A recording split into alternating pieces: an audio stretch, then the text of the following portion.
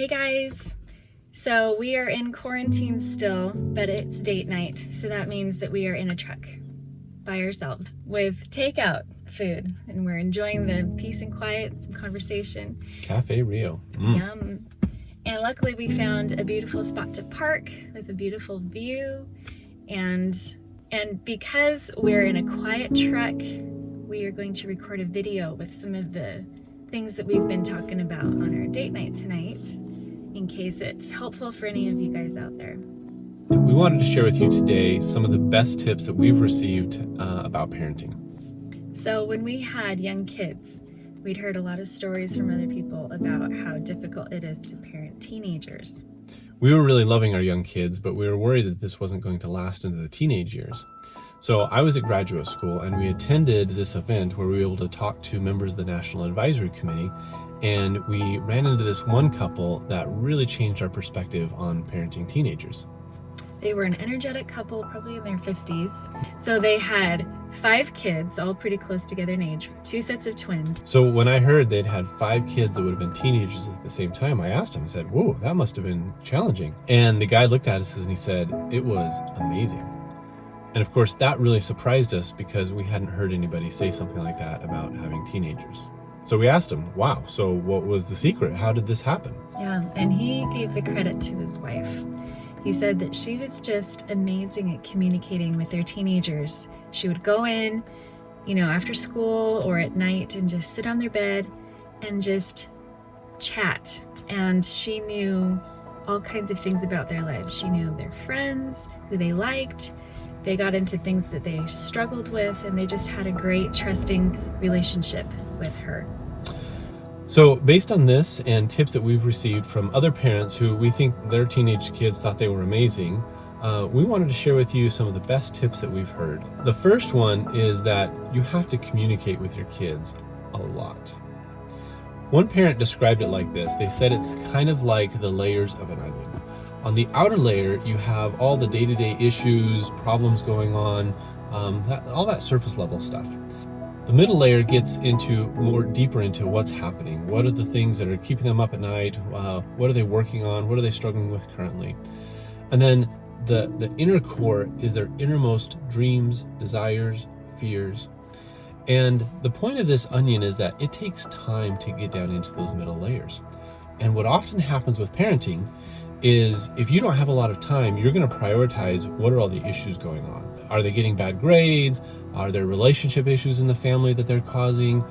You're going to get into all that negative stuff. And so if that's all your interaction with your kid, it very quickly turns negative and you're not going to enjoy that. But if you have more time to communicate, and that can look a lot of different ways, but if you just take the time to have those conversations, you can get into those more inner layers and really get into things that are meaningful. Some of the tips that we've loved hearing about to how parents have done this is surprising your kid by taking them out of school and taking them to lunch or some kind of date. We also like doing Daddy Sundays, which is an idea we heard from another family, and we wrote an article about that on our blog. And then finally, making sure if you're commuting and taking them to different activities, using that time to have great conversations. Secondly, there is something special about the nighttime. There's something about late at night when the homework's done, when you're just feeling less stressed, and kids are just more willing to open up and chat about how they're feeling about things, how life is going. And sometimes it's really hard as a parent to want to chat when it's late at night. Yeah, and you might have work the next day, and you're thinking you're tired, but there is something special about that evening time. One of the families that we really admire, they've created a tradition in their house where their teenage kids will come into their bed every night and they just chat. Even if they have friends there that are still staying with them, they all just come in and they just talk about everything that's happening.